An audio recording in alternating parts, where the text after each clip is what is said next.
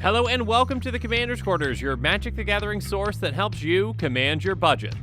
This show and episodes like this one are possible thanks to viewers like you. If you're looking for an easy way to help support this show, make sure that you like, share, and subscribe. Also, hit that bell notification icon so you don't miss any new episodes. You can also go check out our playmats and other merchandise at thecommandersquarters.com. Another easy way to support this show is with our TCG player affiliate links. So whether you're buying a deck or individual cards, you can use this general link right here or one in the description. And the final way that you can support this show is by supporting us directly by becoming a patron. There are many benefits to being a patron, and I truly couldn't do this without all their support.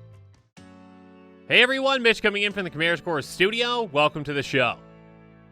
Today's episode comes to you courtesy of Evan, who's been supporting this channel as a general tier patron, and I truly couldn't do this without the support from amazing patrons like Evan, so Evan, thank you so much. And actually today, Evan's going to handle the intro for me. Hey Mitch, this is Evan from Ontario. I wanted to dedicate my deck tech to my partner, who recently celebrated their first year of playing Magic. So for this deck tech, I would like to see what you can build around Vorel of the Hull Clade, with a theme of Muscular Mermen and a sub-theme of +1/+1 counters to buff them up. Thanks, Mitch. So, as Evan said, today's deck tech is going to be built around Vorel of the Hull Clade, focusing on those Muscular Mermen and a sub-theme of +1/+1 counters. Merfolk is one of the oldest creature types and a favorite of many in the Magic community, so there are a ton to pick from. This has got to be one of the most unique themes and builds that I have ever done, so again, Evan, thank you so much for picking this one. I had a blast building this. Vorel of the Hull Clade is a 1/4 human merfolk that costs 1 green-blue. He has pay green-blue and tap them double the number of each kind of counter on target artifact, creature, or land. So Vorel can help double up the number of counters on one of our mermen. And then again, and you get the picture. Vorel can turn even the smallest of our mermen into a huge threat.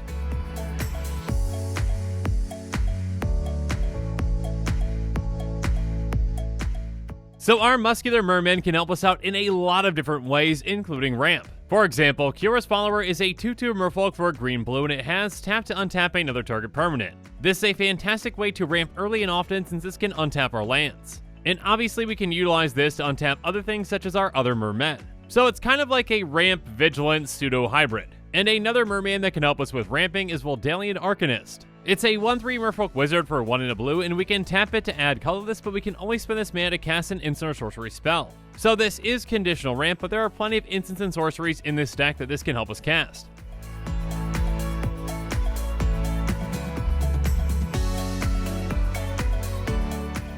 But we've also got some Muscular Mermen that can help us with drawing cards. First up, there's Sage of the Falls, which is a 2/5 merfolk wizard that costs 4 and a blue. Whenever it or another non-human creature enters the battlefield under your control, you may draw a card. If you do, discard a card. So Sage of the Falls essentially turns all of our mermen into loot spells. And while looting isn't card advantage, technically it is card selection. So this can help us dig through our deck, get more important cards in our hand, and ditch cards that we don't need. And another merman that can help us out with drawing is Fallow Sage. It has whenever it becomes tapped, we can draw a card. But an even bigger way to draw cards comes with Seafloor Oracle. Seafloor Oracle is a 2/3 merfolk wizard that costs 2 blue-blue. He has whenever a merfolk you control deals combat damage to a player, draw a card. So now we get a nice extra bonus every single time we hit a player. Throughout the game, this card can generate us an absurd amount of card advantage.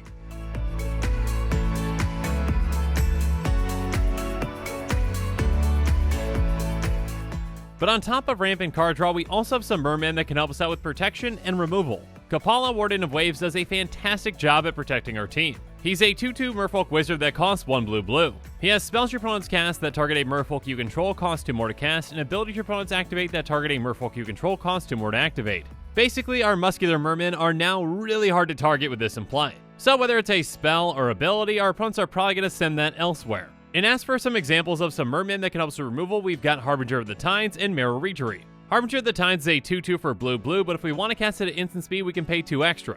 When it enters the battlefield, we can return target tapped creature an opponent controls to its owner's hand. So if someone's got a powerful tapped creature, or they attack us with one, we can just bounce it back. Or we might have tapped it down with Mirror Regery, which is a 2/2 that gives other merfolk creatures we control +1/+1, and whenever we cast a merfolk spell, we can tap or untap target permanent. So this can come in handy in a lot of circumstances, helping us tap our opponent's things and then untapping ours. So this can even be a great way to save on the mana cost of our mermen.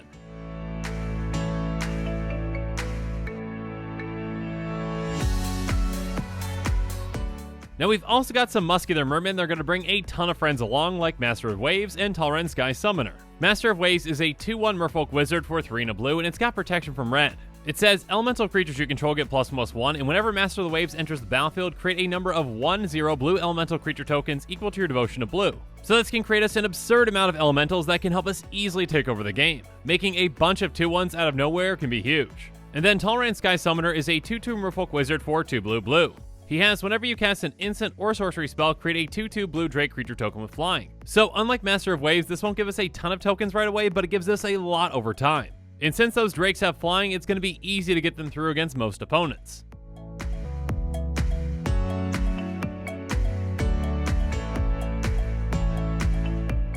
But now let's talk about that sub-theme of ++1 counters to buff our Muscular Mermen even further. Some of our Mermen can actually give counters themselves, like Jade Guardian, Jungle Delver, and Enclave Elite. Jade Guardian is a 2/2 with Hexproof, and when it comes into play, we put a ++1 counter on target Merfolk we control. Jungle Delver might just start off as a 1/1, but it's got pay 3 and a green, put a ++1 counter on Jungle Delver. So throughout the game, if we've got some extra mana lying around, we can just throw it into this. And then Enclave Elite is a 2/2 Merfolk Soldier with Island Walk for 2 and a blue. It has multi-kicker for 1 and a blue, and when it enters the battlefield, it enters with a ++1 counter on it for each time it was kicked. So this can be an evasive, heavy-hitting Merfolk for us. And of course, we've also got some ways to buff our entire team, like Strength of the Pack, Decree of Savagery, and Biogenic Upgrade. Strength of the Pack is a sorcery for 4 green, and it says put 2 ++1 counters on each creature you control. Decree of Savagery takes this a step further, being an instant for 7 green, and it's going to put 4 ++1 counters on each creature we control. If we need to though, we can cycle it away for 4 green, and put 4 ++1 counters on one target creature. And then Biogenic Upgrade is a sorcery for 4 green, it says distribute 3 ++1 counters among 1, 2, or 3 creatures, then double the number of ++1 counters on each of those creatures. So first of all, this helps us distribute some counters around, and then it doubles up all the counters that we have. So these cards and some others can really help us buff up those Muscular Mermen.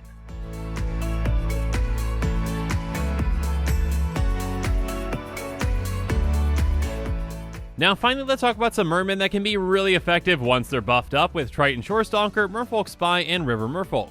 Triton Shorestalker has the best kind of evasion because it just... And then Merfolk Spy has Island Walk, and then whenever it deals combat damage to a player, that player reveals a card at random from their hand.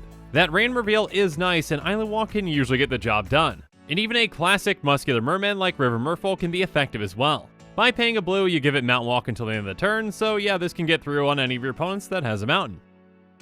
If you're looking to play this deck, consider joining the amazing PlayEDH Discord. It's a great way to play Commander over webcam. In the description below, you'll find their Discord invite link, as well as the tier that this deck has been approved at next to the deck list. So if you want to pick it up and play it as is, you can, and be sure to read their welcome information for more details. And with that, the show is coming to a close, so it's my turn to hear from you. So in the comments below, let me know what your thoughts on this episode are, and as always, thanks again and have a good one.